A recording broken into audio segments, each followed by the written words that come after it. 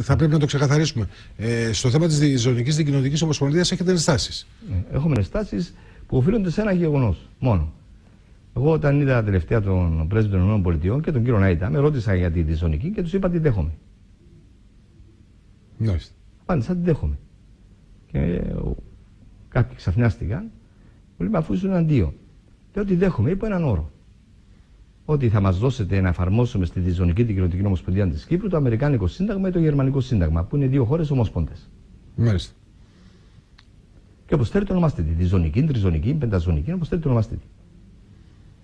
Η Διζωνική, όπως προωθείται, και πρέπει να είμαστε ειλικρινεί τους πολίτες, θα ζούμε χωριστά με τους Τουρκοκύπριους. Θα είναι διχοτόμηση.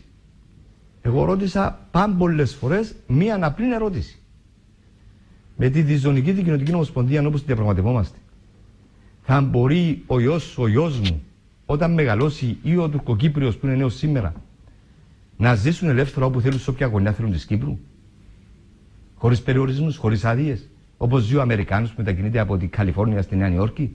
Θα μπορούν να ζήσουν, αλλά υπάρχουν προϋποθέσεις. Ναι. Αλλά υπάρχουν προϋποθέσεις. Δεν θα έχουν πολιτικές ελευθερίες. Θα πάμε στην άλλη λογική του Apartheid, όπου ζούσαμε οι μαύροι σε περιοχές, αλλά δεν ψήφιζαν. Θέλω να πω το εξής. Εγώ είμαι ίσως και ο μόνος πολιτικός από τους εν ενεργεία πολιτικούς που με κεφάλαιο στο βιβλίο μου εξήγησα και τους λόγους αναλυτικά γιατί η διχοτόμηση ή η διαιώνιση της παρούσας κατάστασης δεν είναι λύση και δεν εξυπηρετεί των κυπριακών ελληνισμών. Κατά συνέπεια, δεν αποδέχομαι τη διχοτόμηση ως λύση. Όχι, δεν σας λέω ότι αποδέχεστε τη διχοτόμηση. Όχι, το ξεκαθαρίζω για να πω το εξής όμως. Να οδηγηθούμε. Ναι. Όμως, οι λύσεις που προτείνονται αυτή τη στιγμή από πλευράς της Τουρκίας είναι χειρότερες και από τη διχοτόμηση. Γιατί θα είναι η διχοτόμηση με τη μόνη διαφορά ότι θα προβλέπεται και η κατάλυση της Κυπριακής Δημοκρατίας. Γι' αυτό, κύριε Καλατζή, η δική μας θέση, και επειδή θέσετε και ένα ζήτημα πριν για το στόχο που έχει να κάνει με την Διζωνική κλπ.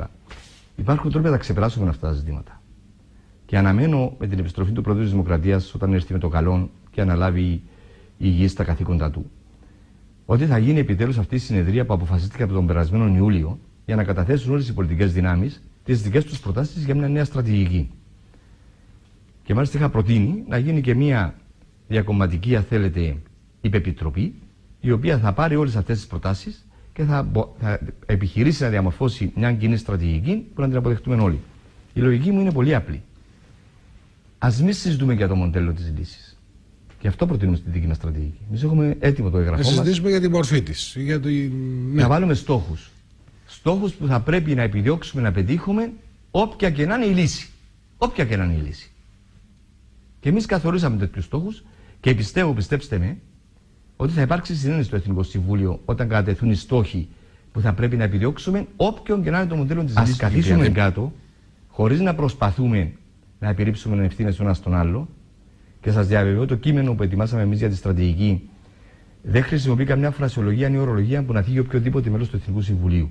Δεν επιρρύπτει ευθύνες σε κανέναν, ούτε και λειτουργεί στη λογική εμείς τα είπαμε ή δικαιωθήκαμε.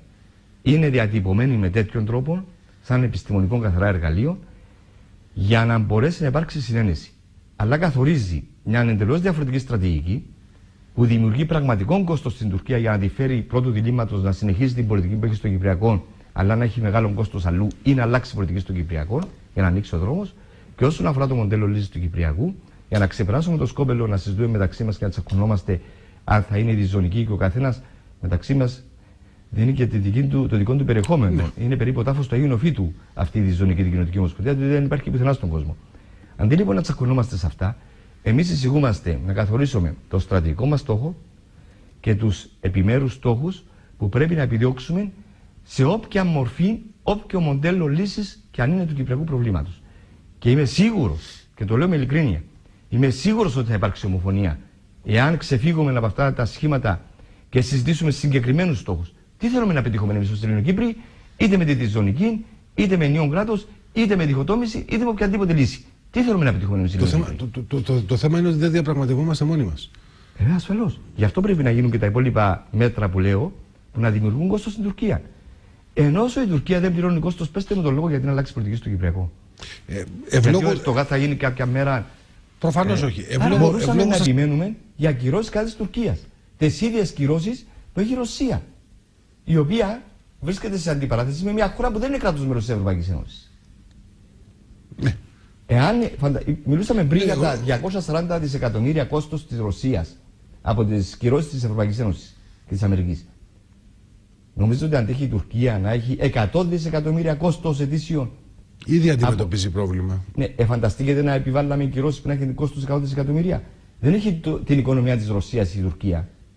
Ναι, άρα είναι και το δικό μας το μέγεθος διαφορετικό. Ασφαλώς. Ναι, αλλά ας έρθουμε να αξιοποιήσουμε τα όπλα που μας δίνει η Ευρωπαϊκή Ένωση για να αλλάξουμε τους όρους του παιχνιδιού, για να οδηγήσουμε και την Τουρκία σε έναν νέο προβληματισμό.